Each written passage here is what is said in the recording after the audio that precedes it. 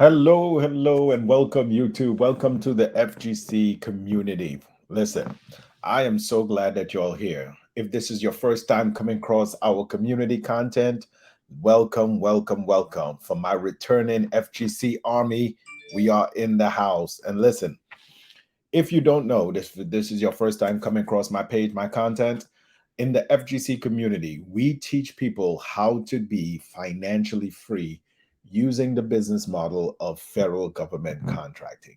So, this is Financially Free Fridays. We are going to put on a show based off of the information that we have gathered throughout the week to let you know how you can become successfully financially free. Now, I know that financial freedom and financial literacy on a whole, unfortunately, it's not taught in our schools, it's not taught in our colleges, it's not even taught in our homes because most of us that I know that I can speak for don't come from a family environment that speaks about financial literacy, about financial empowerment. So it's based upon us in our later years to gather the information that we have gleaned either from experience or from paying to find out this information. So, what we do in our community, I have made it a point that I will come on every week. Every week, I will come on and provide you the information that I have gleaned over the years, the resources that I use to become financially free. So I can impart that with you, and you could be able to stir that up in you, and you could be able to go down the path that I have taken to also become financially free. Now, I know that there are so many information and content that's out there, but I would like to share with you the past and the steps that I've taken to get what I have gotten today. All right. So, one of the things I wanted to share with you that we want to look at today is a content creator as well that's in this financial space that give us some insight on how that you can take the steps to be financially free. So I'll be watching this, and as I will stop it as we go along, and I will give you my insight and my content and show you how the community can help you get to where you need to be. So again, I believe his name is Matt DeValley, one of the guys that I follow too as well. So let's take a look at his content, and I will be able to give you my insight, my 2 cents as we go. All right. All right. So here we go. Debt. 80% of Americans have some form of debt. When you add up deficits from credit cards, mortgages, and student loans, it's clear that we're in the middle of a personal financial crisis. I don't mean to stop it right away, but he made a key point that, it's very real around us. He said that 80% of Americans have debt. I personally believe that it's higher than that. Um, Before I'm in the circle that I'm in right now, most people, maybe you can do it right now and comment below and let me know. Do you know anyone that's in your immediate circle, in your immediate family, that is completely debt free, that does not have the weight or the baggages of debt around them? I know most people have at least student loans, have student loans that's around their neck, and they have some sort of consumer debt, credit cards or car payments. You know, it has become so prevalent in our community that, everyone has debt and they wear it with a badge of honor. But that is one of the silent killers of us. So as you can see on the screen, Gen Z have at least the minimum of $9,000, followed by millennials at $78,000 average debt, Gen Z of 135, baby boomers 94, and silent generation 40. So you can see that a steady incline on debt. I believe personally, and my opinion is, and y'all can let me know if I'm wrong, consumerism, social media, I believe we now have access to all this information that we can see and compare ourselves to others, that we have this how could you say it, this urge to want to keep up with the Joneses. But let's go forward. Even if you take away home loans, because for some reason most people don't consider that debt, I get it. If it's an investment, if it's taking the place of rent, okay, let's just push that to the side, even though it's a massive weight on most families' shoulders. Pushing that to the side, the problem of debt is still palpable. The Atlantic, citing data from the Federal Reserve, showed that non-real estate consumer debt rose nearly 10 times from 1948 to 2008. Factoring in inflation, it ballooned from $1,100 to over $10,000. Over $10,000. So they're saying in 2000, since 2008, and we're in 2023 right now, the average consumer, the average person walking around had at least $10,000 worth of consumer debt. Not real estate, not student loans, just consumer debt. $10,000. This is a new story, a problem that's truly unique to our times of increased tuition, housing, and healthcare costs, as well as stagnant wages. It's one that's left so many people feeling regretful, hopeless, and frustrated. Consider, you know, with the rise too of mental disorders and depression is on an all-time high and all that, the weight of death does amplify this. I have coached so many people that are well in their 80s, and they have this urge of regret and desperation now because they don't have the financial stability that they have. So it is a real thing. one study that showed that 52% of Americans have said that they've cried over their personal finances. In this video, I want to dig deeper into that problem, but I also want to talk about the solution. The solution isn't easy. It's going to take a lot of work to finally dig your way out of the hole and to become financially free, but it is possible. This video is brought to you by Audible. I'll share 3 fantastic personal finance audiobooks towards the end of this video, so stick around for that. Debt is a trap that holds us back from living the life that we truly want. And our poor decisions compound and dig us further into a hole as we never seem to learn our lesson. We take on one loan after another, trading our freedom to fit in. It seems like the only thing that matters to us is to stay on the same trajectory as our neighbors, to go to a similar college, to have a similar phone in our pockets. As we say, like I said, mentioned before, keeping up with the Joneses. Having to, wanting to fit in, wanting to be social based off of the stuff we see on social media, based on the stuff that we have all this influx of information, that is a tremendous social pressure that we adopt on ourselves to actually want to fit in, to have the newest item, to have the latest and greatest. But one of the things that we have to understand is that we have to change our outlook. We have to change our financial trajectory if we want to become debt-free and also to become financially free. So, good point. Debt helps us get the things that we think we need. Consider purchasing a new car. If you don't live in a city with a solid public transportation system, you likely need a car to get to work.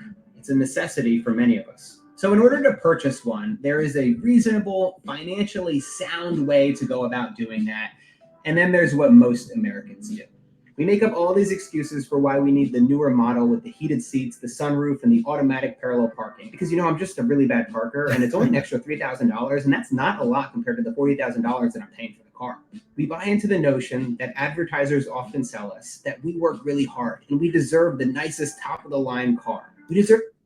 So one thing that we have to understand and be aware of too as well is that advertisers, they understand our consumerism, our appetite to consume. So when you look at ads and when you look at advertisements and social media and all that, they target us. They target us to actually know, because they know that we're going to go out here and try our best to keep up with Mr. Jones. All right, let's go, man. Let's go. Driving around in something that we love. Instead of taking the few $1,000s of cash that we have on hand and buying a reliable used car up front, we take that money, we use it as a down payment on a new car. We buy this new car, but we also buy into the status quo. We think to ourselves, what's the problem with this small loan? I've already got $300,000 on my home mortgage.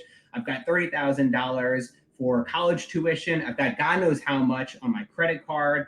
We think, is it really going to make that big of a difference? And yes, Yes, it makes a huge difference. It does make a difference, especially when they're talking about compounding effect. We may look at our car insurance. So I've heard that the average car loan in United States today, 2023, hovers about $800. Wow. $800 is the average car payment in America right now. $800. Biggest problem is that you're stretching a budget that you don't have. You're pushing yourself further and further into debt, and you're delaying your financial freedom by years. We make these kinds of decisions in every corner of our lives and happily share our least success on social media. We show off the new car, the clothes, the Social media. upgraded gear, and we bury away the anxiety and overwhelm that comes with every bank statement and bill. It's not only socially acceptable to put all these things on a credit card, it feels like it's actually socially unacceptable to do the opposite. To go to community college, to live at home with your parents, to buy an old used clunker to get from A to B. We continue to reinforce this idea to each other that in order to be happy, to be accepted, we need to accumulate stuff. And as a result, we sink further into debt. This might be the new normal that we've accepted as a society, but it doesn't need to be normal. You do not have to go down this path. It takes a lot of work. So it does. It does take a lot of work. And one thing that you have to understand, it takes courage. It takes tenacity to actually to be different from your social group. I tell everyone in my community a lot is that you are what your friends are. Your close circle that's around you, your social circle, you assimilate to them. So if you want to get out of the situation that you're in financially, you would have to change your social circle. One of the pillars of one of the investment groups that I'm in is that you have to leave some people behind. You cannot change your mindset and your belief system to change the outlook for your family financial situation and try to bring everybody along else with you. You're gonna have to leave some people behind. You're gonna have it's not an easy path. I'll give you that much, but you'll have to leave some people behind. All right, let's go. Not easy to change the course of your life and to do the opposite of what everybody else in your circle and your world is doing. But trust me, it's worth it. Imagine looking down the road and seeing a life that was free of debt, free of that weight on your shoulders. A life where you could leave a job that you hate if you want to because you're financially secure and financially stable. So I believe this is where having a vision board or having something in front of you to remind you daily of the goal that you set for yourself to become financially free. There is no such beautiful thing than being financially free. Being able to not have the weight of death on you, not have the weight of having to have a 9 to 5, having to have, working just to pay bills. So we will get into it later, but this is what we have set up, embarked upon to teach inside of our community is how you can come financially free. Once you understand and you've gotten to the point where you realize that you want to make a change, want to make a difference, there are certain steps that you have to take in order to achieve that goal. And one of it is to increase your income potential. And we will talk about that here in a little bit. All right, let's get back to it.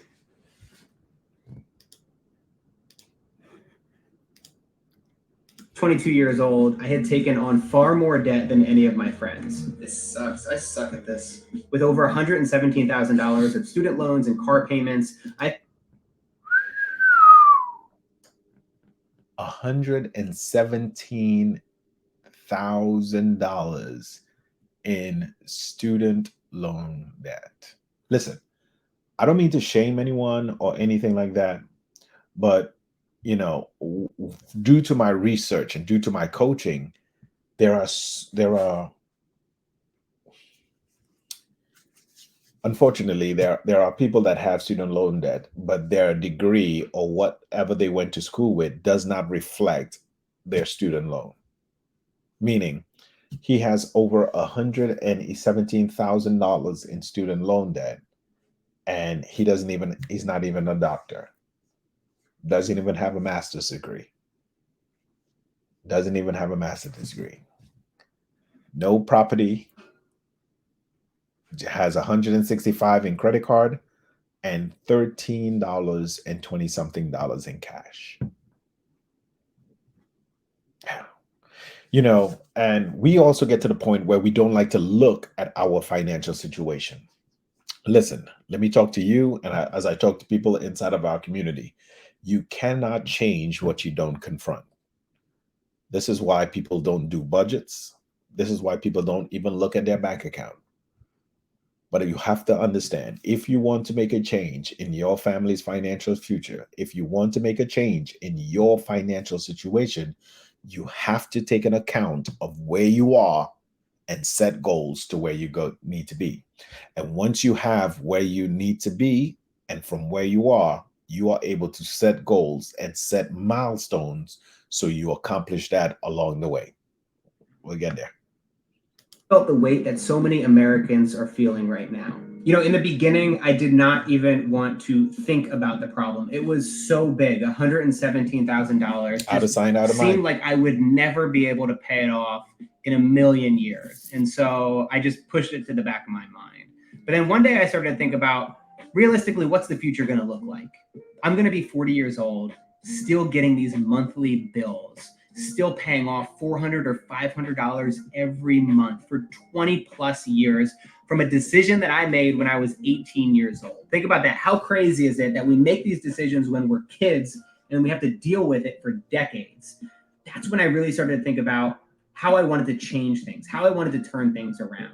I've learned a few lessons from my own experience that can get you started in the right direction. First, you need to recognize the powerful and often negative effect that your social circle has on you. There you go. There is a current of opposition that makes it really difficult to take the most basic steps towards financial freedom. And so it's important to surround yourself with people who are going to motivate you and inspire you along the way. I recommend that you ruthlessly curate your social media feed and unfollow anyone who makes you feel like you aren't enough. So he said something very powerful in there that we teach people inside of our community too as well. Once you have decided and make up in your mind that you are going to make a change, you are going to make a change to become financially free. One of the things that you have to do, if you are serious about this, is go into your social media and curate your feed. Unfollow anything that does not feed into you positively to getting towards your goal. Listen, I'm going to have to talk straight from it. Go in and unfollow these ratchet channels that you watch, and also start to follow business channels, financial channels that will give you information that you need if you are serious to make an actual change in your financial situation. That's the first step. The first step. We have some pillars inside of our community that we teach and what we preach that would help you get to where you need to be. So we'll get to it. I promise you we'll get to it. Let's finish up here with this. That you aren't keeping up. Some people might look at you sideways. Yep. And you probably won't get as much validation on social media, but it's an important step to keep you on track. The number one rule for personal finance, I've said it many times before, it is so simple. You need to save more money than you spend. That's it. Surprisingly, most people get this wrong. That's why we have so much debt in America and around the world. It's because people are spending money that they don't have. And oftentimes we are spending more money as our income rises. So our standard of living continues to rise. So we refer to that as lifestyle creep. Lifestyle creep. So a lot of people think because they earn a little more, they deserve or they want to spend more to keep up with their lifestyle. But that's one of the killers of actually earning more money, is what we call lifestyle creep. That lifestyle creep, you creep up with it as your income increases. It's a thing. Look it up. It's a thing. More money. So then we put it into a new apartment. We buy a nicer car. We continue to upgrade our lifestyle. Yep. And this is the biggest problem, the biggest trap you're going to fall into if you are trying to eventually work your way out of debt. And so what you can do right now, no matter what your income level is, begin to cut back on the expenses as much as you possibly can. find ways to cut back. You may need to move back and live with your parents. That's what I personally did. There are sacrifices, of course, that come with this. For me, I had to sacrifice my dating life as well as my personal life for 2 years before I eventually moved out. The side benefit, at least for me, my mom made really good lasagna. One of the silver linings of the pandemic has been that it's forced us to be frugal in so many ways, from cutting our own hair to turning our apartments into our new gyms. This could be savings of over $1,000 a year. Now, this doesn't mean that you need to do this with every aspect of your life. Investing in your health and well-being is an absolute necessity. But paying off your debt does require you to make trade-offs. There are sacrifices you'll need to make based upon your income and your needs. You need to be honest with yourself about what luxuries you can afford and which ones you can hold off on until you have a better financial position in life. The biggest resistance that you'll face is just the sheer amount of time that it takes to pay off your debt. It will not happen overnight, especially if you have $10,000 to $50,000 in debt. Now, personally, I was able to pay off $117,000 in 4 years because of 2 reasons. One, I radically reduced my expenses and I moved home with my parents and I cut down as much of my spending as I possibly could. And really, 2, the most important thing, I was able to increase my income rapidly as a freelance filmmaker. There we go. Those are the 2 pillars, of becoming financially free. Reducing your outgo or your expenses and increasing your income or your monthly income, your input into your bank account. So these are the key aspects of what we teach, the foundation of what we teach inside of the FGC community. So if you want to learn how to become financially free, we show you how to increase that income of the part of the equation. Now, a lot of this depends upon the economy. A lot of it depends upon your skill set, but this is not something that's guaranteed. And so you need to make sure that you have the right mindset to be able to stick through for 5 to 10 years to be able to pay off all of your debt. And one of the big mindset shifts that I had early on was to understand that as long as you're in debt, the money that you're making doesn't belong to you. It belongs to the bank. Right. When you realize that every dollar that you make, every paycheck that comes into your bank account isn't your money because, again, you're in debt, you're in the hole. When you realize that, then you won't always feel so entitled to things. You won't think, well, I worked really hard, or, oh, this paycheck just came in, so now I can go out and buy this new PS5. You can start to really think pragmatically about the money that's coming in, and you can understand this from a net worth perspective. That as you continue to dig your way out of the negative money that you have, you can't be spending money that doesn't belong to you. Correct. So one of the things that we say in our community all the time, remember, you cannot dig your way out of a hole. You cannot dig your way out of a hole. So you cannot be going deeper in debt trying to get out of debt. It just doesn't work. The math doesn't math that way. So you have to either get a bigger shovel so you can be able to get out of this. All right. Now, good point. This is a really difficult mindset to start to adapt. It can be painful in the beginning to detach yourself from the money that you're working so hard for, but it's really, really powerful in turning and reframing how you look at your own money. It's easy to put things on a credit card these days or to finance a brand new car. Every year, a new tech gadget gets released that's just marginally different, marginally better from the previous year. The flashy commercials and conferences and endless articles and YouTube videos about this new thing will make you feel like you're a fool for not getting it. They'll make you feel like you absolutely need it. And everyone is telling you that it's okay to put it on your credit card. But by this point in the video, I hope you understand that it's a problem.